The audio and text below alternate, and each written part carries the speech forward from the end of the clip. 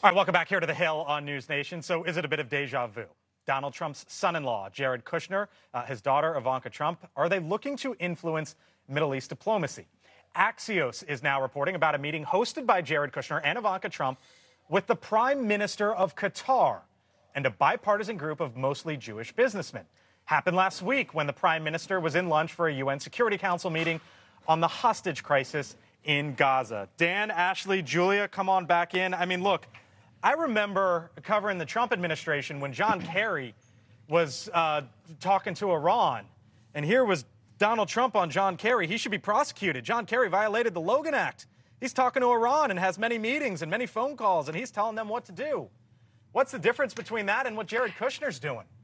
Well, Qatar is not Iran to start with, but for number one. But I also think Qatar is our ally. We do have very big military base in Qatar. Qatar is the one that we are using right now to help us with the negotiations between Israel and Hamas. I think there is a rule, and I know he's a private citizen, but I don't think that he can have any meaning he really wants, unless we know he's trying to influence foreign policy. Another difference, I would say, is that you have, obviously, Jared Kushner, who was on Donald Trump's administration and helped facilitate the Abraham Accords. So he already has these relationships, and he clearly has a stake in this, wanting to preserve the Abraham Accords. And I think it's at a time when Israel feels, before October 7th, they were very close to, definitely, I don't want to say spreading their influence, but definitely having warmer relations with the Arab world. We were very close between Israel and Saudi Arabia on getting to that point. So I think Jared Kushner is certainly maybe trying to keep that legacy going. Qatar is a very small country. Dan, it is the size of Connecticut. Well, I do, but one quick point on the front end. It's a small country. It's the size of Connecticut. They've got this air base that Ashley mentioned. That's a U.S. air base, 11,000 troops. They've got Al Jazeera television, and they've got their diplomacy. There's both a Hamas and a Taliban political office in Qatar. It's very serious stuff to deal with these guys, and that it is immensely important right now in the middle of the hostage negotiations, what's happening in Israel.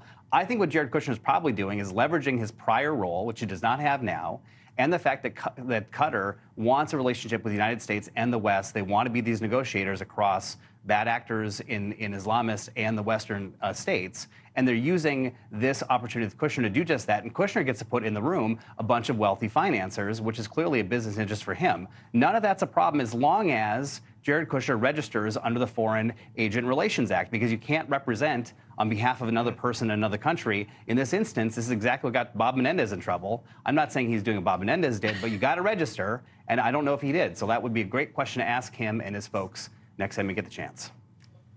So you mentioned the individuals who were in that meeting, according to Axios. Bill Ackman, of course, billionaire in the finance world. Robert Kraft, most of us know who he is, owner of the New England Patriots. Mark Lassery owns the Milwaukee Bucks.